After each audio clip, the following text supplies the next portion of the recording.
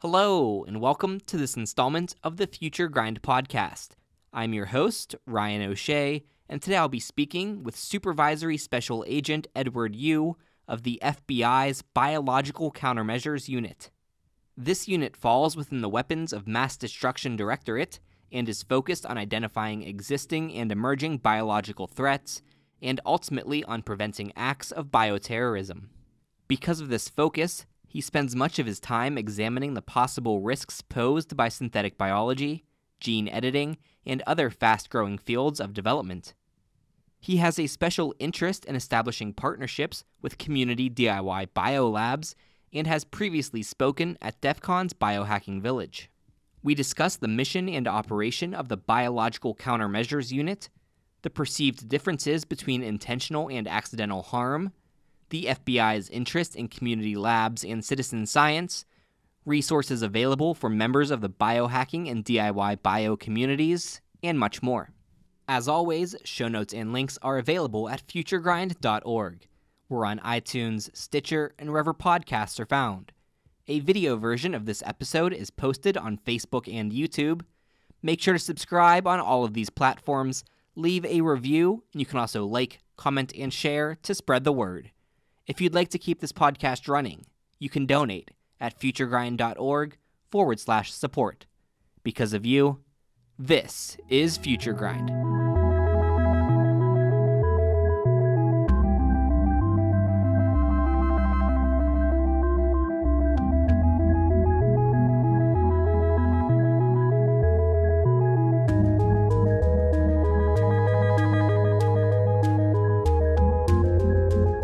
All right, and now we are here with Edward You.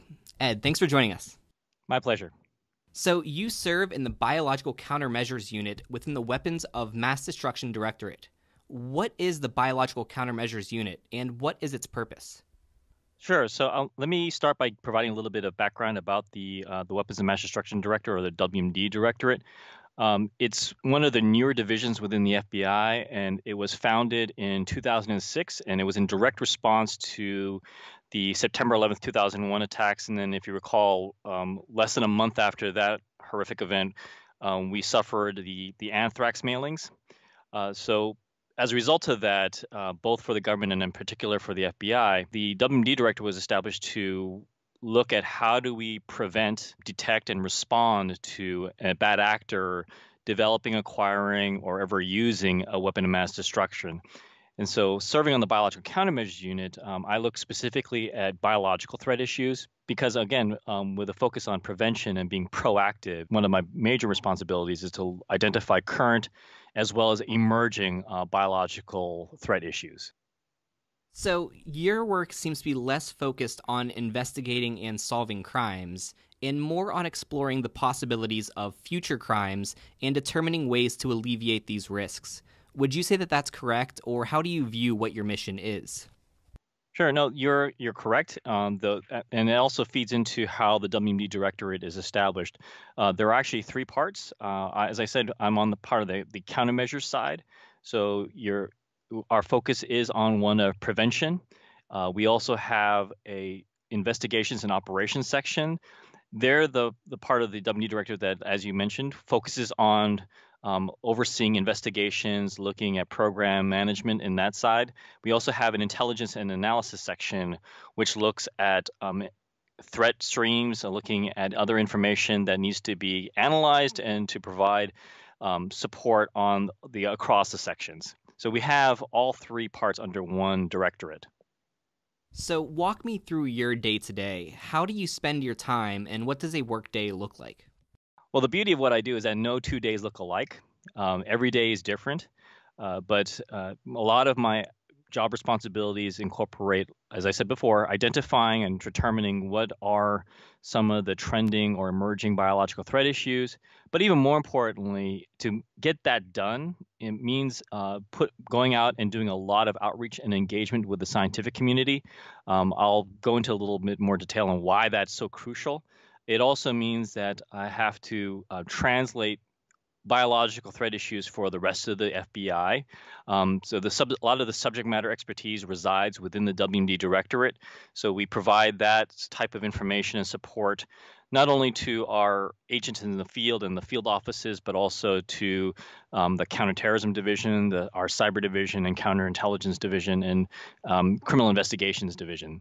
So it's leveraging that kind of expertise across the field, across FBI headquarters.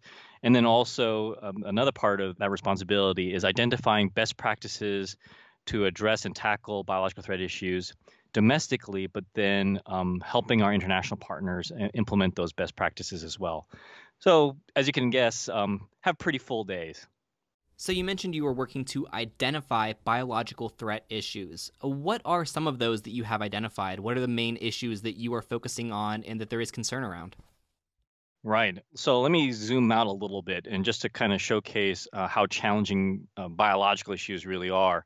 So from a WMD context, I work in the Biological Countermeasures Unit. We also have sister units in areas like chemical countermeasures, radiological and nuclear countermeasures, the whole traditional, I guess you would say, WMD threat issues. So the problem is that if you look at chemical and radiological and nuclear matters, it all boils down to stuff and expertise. And in those areas, you're talking about some very specific materials of concern, and also a very specific set of expertise that resides worldwide. And those already have regulations and control measures in place. So that's pretty much locked down. Then you flip that around and look at bio. Bio is completely different. Bio is open. It has been.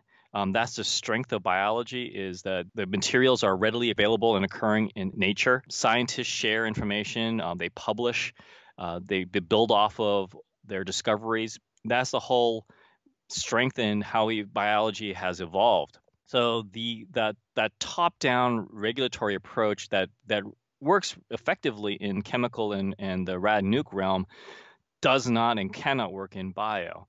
So to look at how do you address and identify biological threat issues is a challenge. And so we recognize right from the get-go that the best way of determining what constitutes a threat or identify security issues is to engage with the scientific community directly.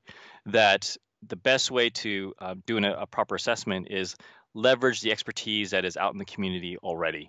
And so since the very beginning, when it comes to bio, we go out into the field, we engage with the scientific communities, whether they're coming from universities or private sector companies, all the way down to the garage biohackers. And the ultimate goal is to build partnerships, build these bridges between law enforcement and the scientific community, and establish those lines of communication. The idea being is that when we showcase that we have a shared responsibility to protect the life sciences, to protect biology, then there is that trust level that's established. And then once the scientific community understands what are some of the security concerns, then they're best positioned to basically turn around and educate the FBI and teach us what is the next big thing coming down the pike. What are some of the developments that are happening in biology that points of exploitation or vulnerabilities that the FBI needs to be aware of? So there is an absolute sharing of information that goes two ways. I definitely want to get into more about these partnerships and communication channels that you have established with the scientific community, but there you also mentioned garage biohackers. And I think that's a very important new development that's happening over the last decade or so in this arena. Through technology, access to information and the tools of science are becoming much more democratized, which means that DIY labs and other citizen science spaces are popping up all over. And many people now do work that used to be exclusively done in a lab in the privacy of their own homes. And there are benefits to this, but there's also some concern about people inadvertently or intentionally using these tools of science to cause harm. What does this mean for the FBI? So from the very beginning, with the dawn of the garage biohacker or the do-it-yourself DIYbio movement, the FBI recognized that they're not a source of trouble as unfortunately the media sometimes casts them to be, but we identified them as being a source of some real innovation and some potentially powerful applications coming out of this field. So at the end of the day, the FBI's mission is one of protecting life sciences, which means that how do we prevent the criminal abuse, misuse, or exploitation of biology? And that's what's not happening in the DIYbio community. But what the concern from the FBI standpoint is, how do we make sure that the community understands that they're best positioned to prevent or be on the lookout for potential abuse? And as you said, this field is moving rapidly, it's evolving, it's growing. And it's really, how do we go out and empower the DIYbio or the garage biohacker communities to be able to understand what does security really mean, and then not only identify what potentially constitutes suspect activity, but then have the wherewithal to take action and do something about it. And that runs across, it's not just for the garage biohackers, but that applies to the universities and the private sector companies that we engage with as well. So that gets a little bit into my next question here. How would you characterize the difference in risks between work conducted by academics and researchers within universities, work conducted by private corporations, and work conducted by citizen scientists? Do you feel that one presents more risk or a different type of risk than the others? Right. So it's going to be all of the above, depending on what you're doing and the type of work that's being done. But then from the FBI standpoint, we're not a regulatory agency, which means that we're not focused on compliance, which is where a lot of the focus is when you're talking about risks. Are you disposing of your waste properly? Are you up to code for fire hazards? That's not our role. It really, our primary focus is how do you prevent criminal misuse of the fields? And coming at it from that way, the risks run the same across the different sectors. It doesn't matter whether or not you're a top flight scientist working in a premier laboratory at a university or a company, all the way down to an individual garage biohacker who's doing tinkering in their own home.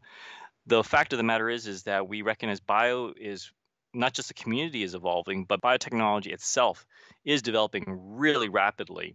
And we're being able to do powerful things faster and, more importantly, cheaper. And the risk we're seeing from an FBI side is that barrier to entry to potentially do something criminal is getting lower and lower and lower. So the real risk really is, how do we get our message out fast enough and widely enough to the community members to understand that there is this responsibility to be on the lookout and prevent the criminal misuse of whatever it is that they happen to be developing.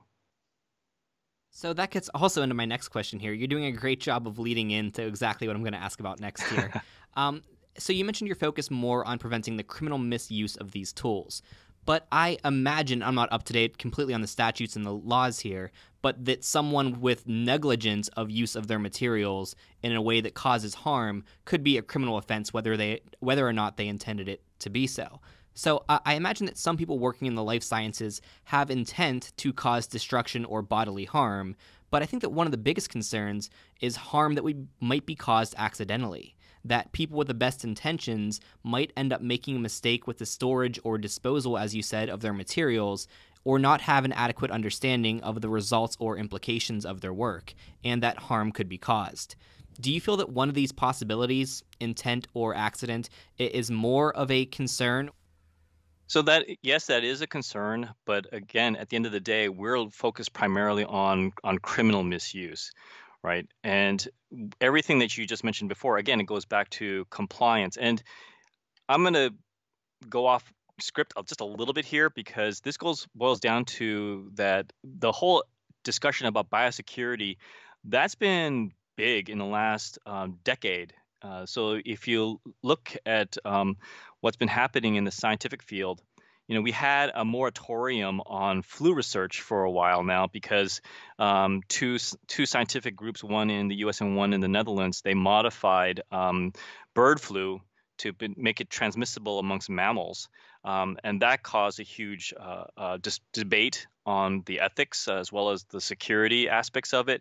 And this whole discussion of dual use has factored widely in the scientific discussions. And the whole premise of dual use is looking at legitimate research potentially leading up to an accident or release or misuse. And as important as that is, and that's sort of what you're alluding to in your question, What gets lost, I think, in translation is, again, the law enforcement perspective. Yes, it's important to determine, is what you're doing safe? Are you disposing your materials and handling materials properly? But at the end of the day, the FBI's focus, and one that doesn't even get educated to the scientific community really effectively, to be quite honest, is the criminal misuse. So here's a clear case in point: the Biological Weapons Convention. Here's an international treaty that came into force in 1972 that almost all the countries have signed on to, which is basically a pledge not to exploit biology to develop, to possess, and actually use biological weapons. So there's an explicit intent to use biology for offensive purposes, for to be able to conduct an attack. The problem is that as we go out and engage with the life sciences community, you'd be surprised to find out that most people have never even heard of the Biological Weapons Convention. And to me, that's a failure, right?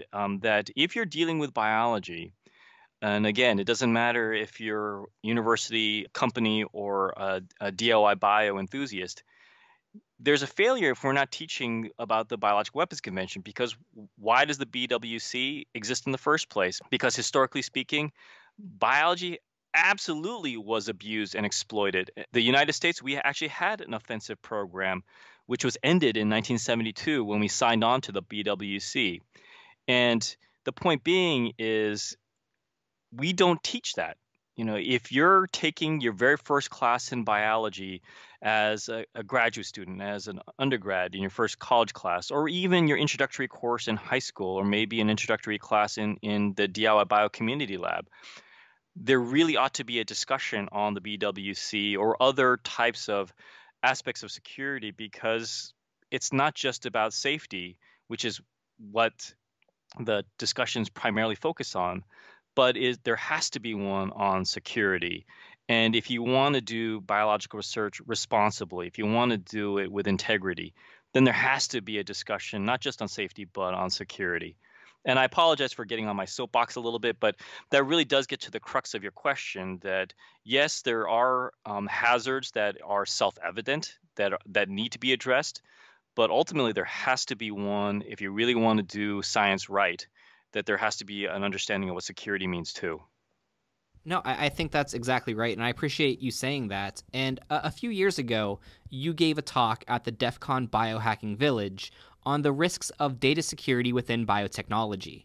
And I think this is something that we also need to be talking more about. Fitness trackers, electronics, and medical devices are becoming increasingly connected, and the human body, in many ways, is becoming a part of the Internet of Things. And this has a lot of potential to provide proactive, preventative healthcare, but it also means that there's a large amount of digital health data and personal information being stored and transmitted by a number of corporations, government agencies, and others. What are the risks associated with this, and what steps can we as individuals or a nation take to create a safer environment for our data and for ourselves? Sure, that's a really, really important question to be asking, especially in light of what's happening today. That taking a step back, all the questions I answered when it comes to looking at biological threats historically have focused on dangerous bacteria, dangerous viruses, toxins. That's the whole premise of the Biological Weapons Convention. And as important as that is, where biotechnology has evolved and advanced, we absolutely have to expand the scope of what constitutes a biological threat. And that incorporates everything you just defined. That bio has grown so fast that has immediate applications to improve health. And also, there really is a possibility of really making something powerful and profitable. And I think that's one of the reasons why you're seeing an explosion of the amateur bio community, because they firmly believe, as I do, that the 21st century is going to be the century of the life sciences, that the next future Bill Gates, Steve Jobs is going to come out of bio. And again, that's all because biotechnology has advanced so rapidly. And I'm going to build upon your question just to kind of showcase that it's all about the data and access to data, that The first time a human being's entire genetic code was fully sequenced was back in 2003 with the completion of the Human Genome Project. That effort took 10 years and $3.5 billion to sequence one person's DNA. That was then. Today, you can sequence all of your DNA in your body in less than 24 hours, and the going rate right now is $600. So we went from $3.5 billion to $600. And so that means that, technically speaking, we are able to sequence every living thing on this planet. And there are efforts to have that done. So we are generating massive amounts of genetic data. And there are efforts to couple that with things like your medical records, your family history, your insurance information, the data that you're capturing off your different wearable tech, to trackers that measure your heart rate, or how much exercise are you getting, how much sleep are you getting. And the idea is that as you aggregate all this information and then apply analytics, so now even AI comes into play here, that based on that, you can come up with new drugs, new therapies, new approaches to treat diseases or improve health. So we're looking at data in a completely different way. The problem is that the focus has been primarily on privacy. And everything I just discussed and you've captured in your question, the piece that's missing is one of security. And I'll give you a simple example that if you're a victim of identity theft today, you can potentially change your credit card number, you can change your PIN code. Maybe if you suffered from financial loss, the bank might make you whole again to a certain extent. But the problem here now is that if someone steals your genetic information or if someone hacks and takes your medical history, once that's gone, it's gone. And I'm not even talking about the privacy implications, but if suddenly that data has some intrinsic value to it, for all intents and purposes, it's now a commodity, then that has a whole slew of security considerations that I don't think people are really taking into consideration. So it's a huge challenge, and much like how I provided that presentation at DEF CON, we're still doing that and raising that level of awareness because going back to what I said in the beginning, it's not just about the dangerous viruses and bacteria and toxins anymore, but now if your biologically relevant data is very important, then we need to incorporate that in the biological threat discussion too. There are citizen scientists and DIY enthusiasts today that are using gene editing tools such as CRISPR to edit the DNA of plants, animals, and even themselves. What level of concern does the FBI have around things like this and the potential misuse of this technology? Well, a couple of things. It depends on what you define as misuse. If there's criminal intent, then absolutely, yes, there will be concerns, particularly from the FBI. Other discussions about it, looking at gene editing, looking at the whole aspect of designer babies. I mean, those are all going to be safety and ethics questions, and that's beyond our purview. But for the benefit of your audience, I want to take it one step further, that gene editing is a powerful application. So things like CRISPR-Cas9, those are very powerful tools, but at the end of the day, it's just a tool. But think about this for 1 second from a security perspective, that all these tools that are coming online, they're great, they're powerful, but they are still limited. There are limitations and some inefficiencies. For CRISPR, there are things called off-target mutations. And what these tools do, though, if you want these tools to work more effectively, more reliably, the way to make that happen is you need more genetic information. So the more genetic data you have, the increase in efficiency or your confidence level is in that the tools like CRISPR will work. So at the end of the day, what these gene editing tools does, it incentivizes gathering more genetic information. And that, to me, is the broader security context that we should be looking at. And then with that in mind, if you step back, then you have to ask yourself and your audience, that means that where is your genetic data going? There's an explosion of popularity in the direct-to-consumer testing services and companies that are out there. It really does pose a question that when in individuals who are For legitimate reasons, want to do it for understanding their own health. What risk factors do they potentially have or in their family for certain types of diseases, or if you're interested in your genealogy or your ethnic makeup. I get it. But from a security standpoint, you better read the fine print to understand, do you really understand where your data is going? Who's going to have access to it? You know, how is that data going to be used? I really don't think that they understand the significance of that. It's not just about privacy. It really is from a national security standpoint that I don't think we're asking those follow-up questions. So, in addition to a lot of the biological work, there are people who are also considered biohackers that are doing work with cybernetic enhancements. So, putting technology inside their bodies that interact with biology to augment their human capabilities. Would this type of work fall under the purview of what you are focusing on in your job? Potentially, because again, it goes back to the criminal misuse, right?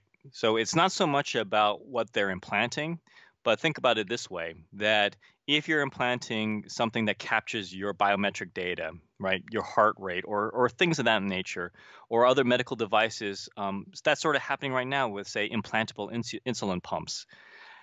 Really important information, and granted that you're going to have that augmented capability, but the security question here is, what happens if someone hacks into that?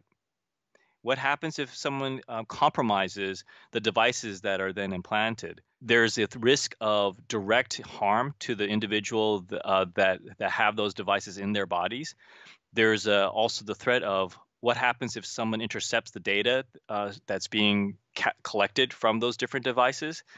So it's more than just the safety consideration, and I apologize if I'm sounding like a broken record here, but really it does insist that we ask what the broader security concerns are, because I really don't think that those are questions that maybe even some of your listeners are taking into consideration. So, one area of confusion that I'm aware of in these communities is the legal gray area that seems to exist when it comes to the implantation of cybernetic enhancements. There seems to be general consensus that people can do whatever they want to their own bodies, and if they want to implant something into themselves, they can do that.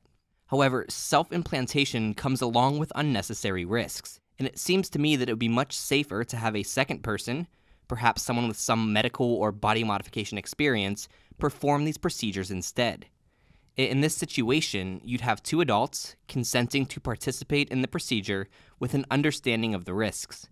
In the UK, a body modification artist performing procedures on consenting customers has been charged with intent to cause grievous bodily harm, and there is a lack of clarity around if similar laws would be applicable in the United States. I'm not even sure that regulatory bodies and law enforcement agencies have an understanding of where these procedures stand in the eyes of the law.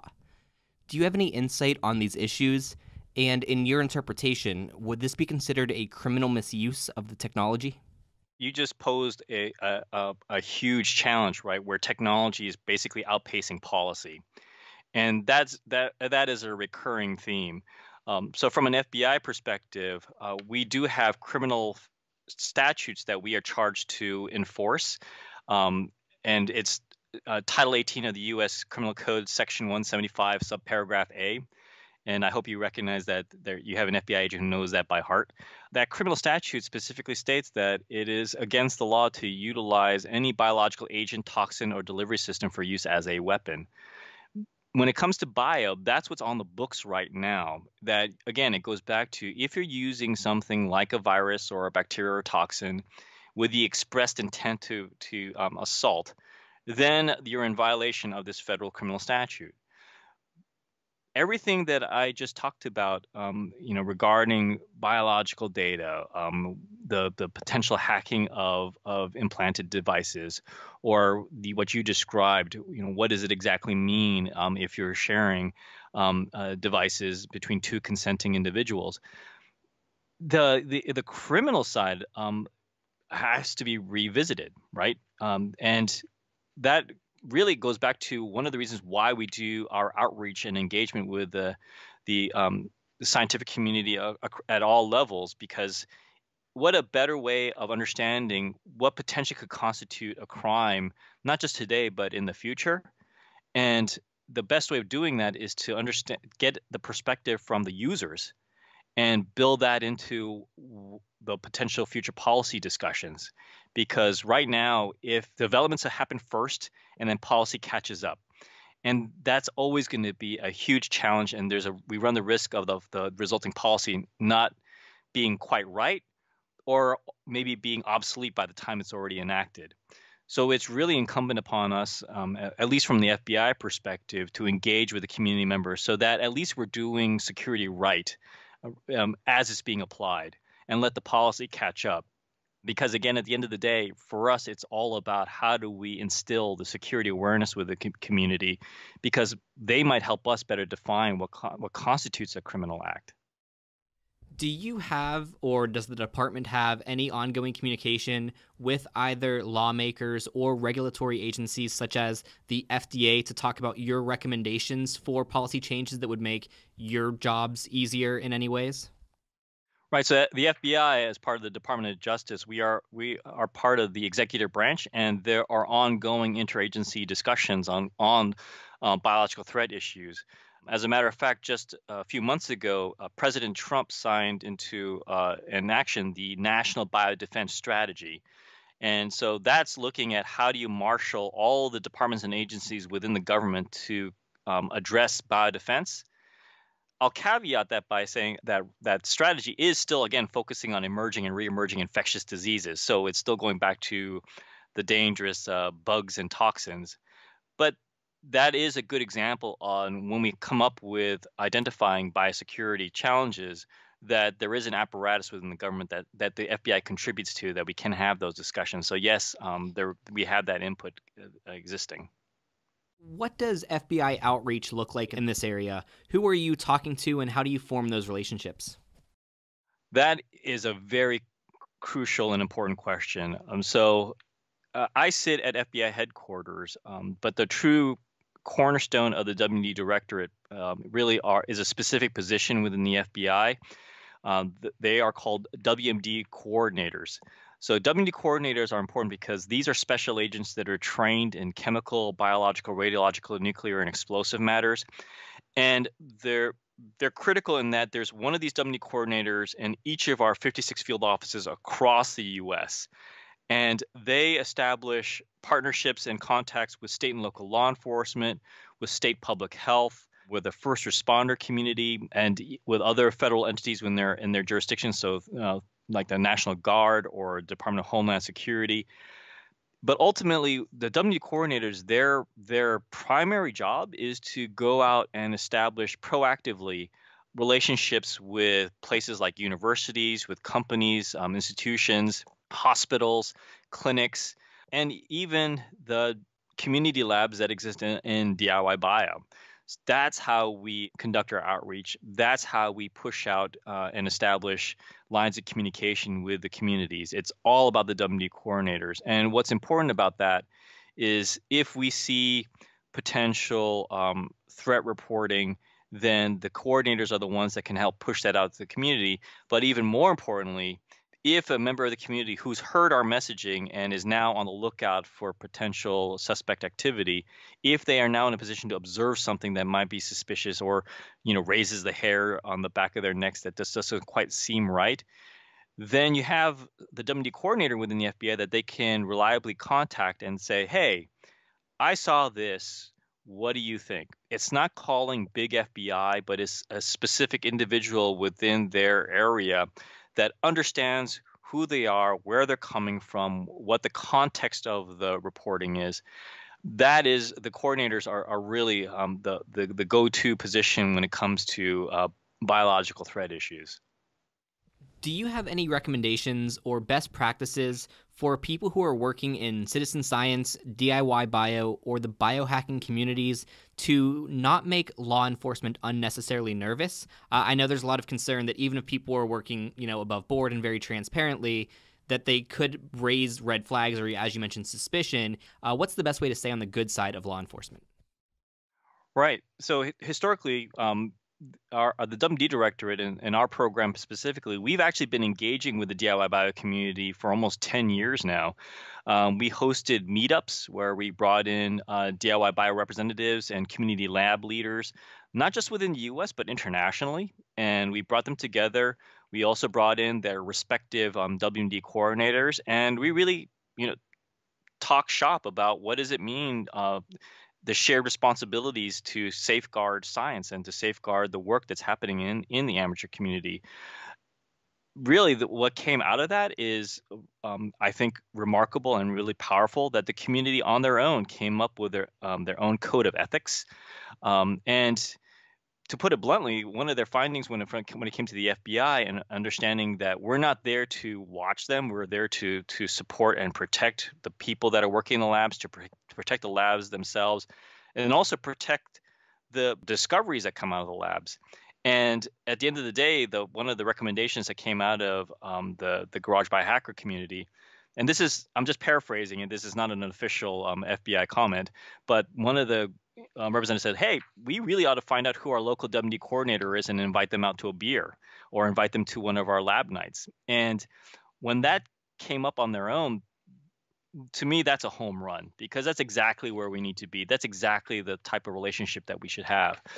And it's not just about providing the 911 call if they see something concerning, but it also becomes a very powerful information exchange. So, for example, I know of one incident where a community lab realized that, hey, the city has specific fire codes that we need to satisfy. And they didn't know where to begin to find out exactly what were the requirements. So they actually reached out to the FBI WMD coordinator. The WMD coordinators have one of the most extensive contact lists around. And when they did that, the coordinators said, hey, no problem. And they were able to direct them to the local fire battalion chief, and they provided them the accurate information. So in these instances, the WMD coordinators were an extremely valuable resource. And so it's that type of recommendation that I would have, is that it's not about running afoul of the law. It really is more about how do we improve and increase the security of the community. So if someone does want to reach out to their local WMD field coordinator and establish a relationship there, how can one go about doing that? So we can help facilitate that, but one of the easiest ways of doing it is you can go to FBI.gov and find out the main phone number for the field office in your area. And when you call the operator, you can ask for the WMD coordinator, because again, it is a very specific position within the FBI, and they'll put you in touch. So just to kind of showcase how powerful this is, I'm going to share a little bit of an anecdote for you. So after one of our international meetups where we had DIYbio members from all over the world come together, and they saw how their US counterparts were getting along with their local WMD coordinators, they understood how powerful and how positive that was, that one of the international members, when they went back to their home country, they took it upon themselves to go to their national police force headquarters and introduce themselves and said, hey, I'm a biohacker and I'm a member of this community lab. And the response from the law enforcement representative was like, what? What do you do? And just kind of shows that there is this challenge that bio knows no borders. It is an international effort. And the challenge that we have is that we're very proud of the relationship that we've established between the FBI and the amateur community here in the US. But how does that translate internationally and abroad? And to kind of go back to one of your earlier questions, that's the other hat that we wear here, is that we engage with our foreign law enforcement partners and showcase to them, one, this is DIYbio, so we help them understand the community, and then also help them implement a WMD coordinator type capacity in their own law enforcement, because really that's how you get trust, but also more effective security, because the two communities have to understand and appreciate one another. Because if something, hopefully it never happens, but if something criminal occurs in a community lab somewhere in the world, then it's crucial that the corresponding law enforcement responds not only in a timely manner, but also understanding that if it's bio in nature, that the response is appropriate and commensurate. At least here in the US, if you have somebody from the hacker community, call up and say, hey, I just observed this in this particular facility, then the WMD coordinator understands that it's a DIYbio member, understands that it's coming from a biological laboratory, and understands that there is a specific way that you need to respond to that. It's subtle, but I hope that your audience appreciates that. That's really, really important, because if you have that understanding, then the response will be appropriate, it'll be measured, and also it's going to be somebody who understands where you're coming from. If you're completely coming in at blind, then maybe the response will be too much, too little, or too late. And that's why it's really important for us to keep on engaging with the amateur community and the biohacker community. It's not just about ensuring security, but it really is, how do we help the community members themselves take care of themselves, but also science in general. Do you have any examples of some of the international organizations or perhaps specific foreign nations that you are working with on these types of initiatives? Sure. So the FBI, we have established partnerships with Interpol. We also work with the UN. There's a project called the United Nations Interregional Criminal Justice and Research Institute, UNICRI. And UNICRI and the FBI have partnered together to push out biosecurity educational messaging and materials, not only for law enforcement, so the corresponding international law enforcement agencies understand biosecurity, but we also help meetups with DIYbio internationally as well too. They're not as happening as robustly as they are here in the U.S., but we're getting there. But absolutely, we are working not just in the U.S. but abroad too. And what are the agencies or organizations in the United States that are also interested in this space? Are there any collaborations or synergistic partnerships going on between the FBI and other organizations here? Yes, we work across the interagencies. So we work with the Centers for Disease Control and Prevention. We work with the Health and Human Services. We work with the Environmental Protection Agency, Homeland Security. Basically, anybody who has a role to play in the bio space, we absolutely work in partnership with. And really, it's, if in a way, they do their jobs as looking at regulatory compliance, so making sure that you're not contaminating the environment. Looking at things like genetically modified organisms. Again, those all fall under the regulatory realm. But the FBI, we come in and even help our partner agencies to understand that the broader prevention of the criminal misuse of these materials and the line of research that's happening across the board. So yeah, we have effective partnerships both within the government as well as outside to the scientific community at large. Are there any resources, perhaps trainings, seminars, booklets, or public engagement opportunities that your department provides? For example, you did speak at DEF CON. How did that come about? Were you invited to speak there? Did you proactively reach out? Or how can other conferences perhaps make use of your services? Yeah, no, I thank you for that question. I really appreciate it. Really, that's the outcome of our outreach efforts. It's the beauty of it is that the understanding of security awareness is really resonated with the biohacker community. It really has been empowering to them, and it was a member of the hacker community that invited me to DEF CON twice, and which is awesome. The other aspect is that those all-important WMD coordinators, not only are they there to provide assistance in suspicious reporting, but they also are there to help with assessments. They also provide training. That's part of their job description too. They can provide educational materials as well. And actually, we also have something called we have a website. It's called the International Biosecurity and Prevention Forum, or IBPF for short. And on the IBPF website, we actually provide educational materials and booklets on biosecurity, and also provide a platform for community members. If you want to get in touch with a biosafety officer or pose questions, you actually have a web form to be able to do that. So there are multiple avenues, but again, this is the result of our partnerships and engagements with the community members, which I'm very pleased and proud of the partnerships we've established. And I'm hoping that there are going to be more of those types of invitations to come, not just for myself, but for the WD coordinators. There was, I can cite another example. DIYbio actually worked with some science museums in the U.S., and they had a national rotating exhibit called Building with Biology. And not only did they showcase DIYbio, but the DIYbio members actually put out, hey, invite your local FBI agent to these exhibits too, to showcase the partnership and also showcasing the importance of securing and safeguarding science. That is a huge home run in my book. I mean, that's where we need to be, and as moving forward with the pace of biological advancements, we need to be there together.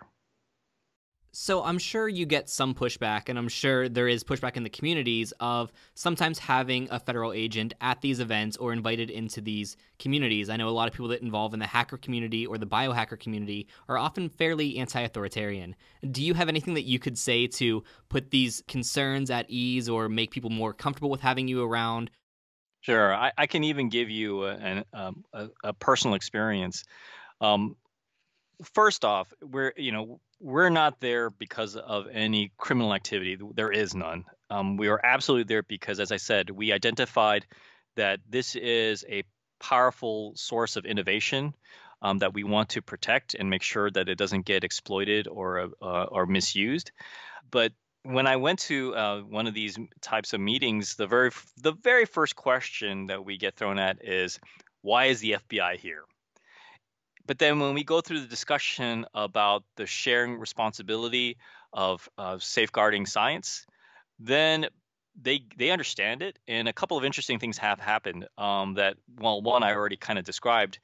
We get invited to more of these types of meetings because they understand that that's what our purpose is there for.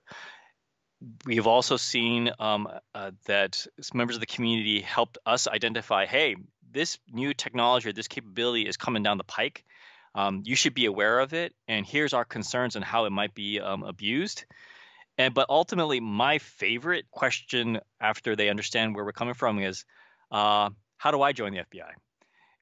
And I got to be honest with you, the thought of a biohacker applying to the FBI and becoming a special agent would be phenomenal. I mean, I think that would be a significant step in the right direction in making sure that we do our job right in safeguarding science. So that's how I would answer your question. Well, once again, you've brought up exactly into my next question here, and I'm sure that biohacker that might join the FBI might be in the audience here today. So if someone in my audience would like to make use of their knowledge in these fields in a career with the FBI, how can they go about doing that?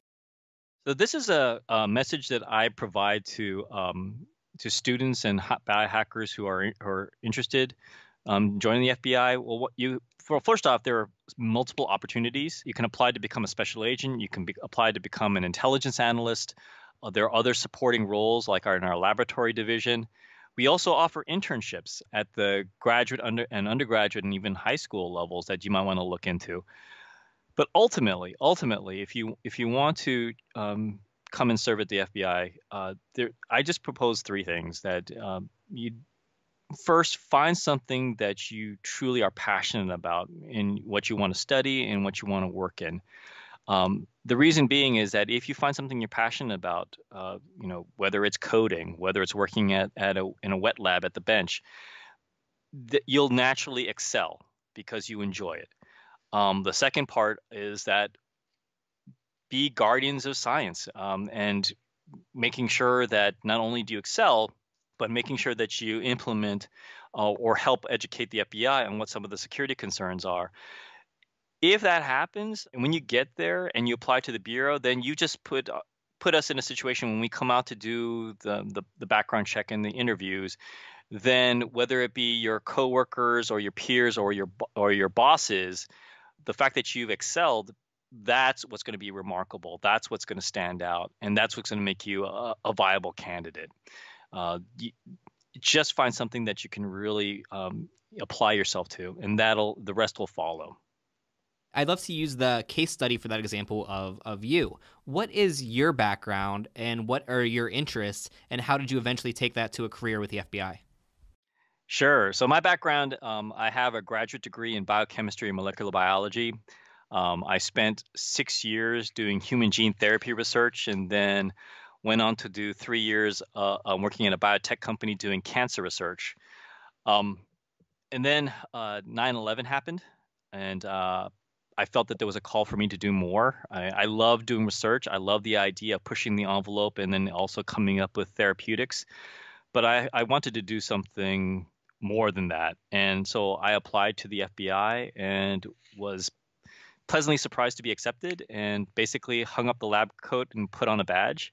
But I'm very proud of where I'm at right now because I still have one foot in my mission is in national security, but my other foot is now back to my prior education and training in the life sciences. And very happy to be working on a mission where really promoting science and keeping it safe at the same time. So hey, if someone like me can make it, then a biohacker that's out there who have very powerful tools at their disposal, are building a large set of expertise and skills. If they can bring that to the table to the FBI, I think that would be awesome.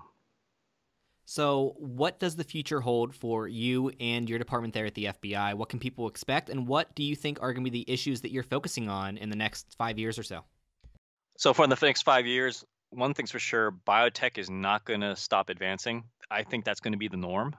That also means that our mission of protection, of safeguarding science, of engaging with the scientific community, it's not going to decrease. If anything, the need to make that happen is going to grow. The one thing that really truly worries me is, are we getting out there fast enough? Are we reaching enough people? That's going to be the challenge. And so with that, having said that, I really want to thank you for this opportunity because what a fantastic way of getting the word out. So I appreciate the invitation. No, thank you. Thank you for coming on the podcast and sharing your information. I think it's an important message. It is great for people to hear. So thanks for joining me. My pleasure, and thanks again. Hey everyone, Ryan O'Shea again, and thanks for listening to my interview with Supervisory Special Agent Edward Yu of the FBI. Remember to check out the show notes and more at futuregrind.org. Make sure to subscribe, leave a review. You can also like, comment, and share to spread the word. We also need your help to keep this podcast running. Just go to futuregrind.org/support. Till next time, this is Future Grind.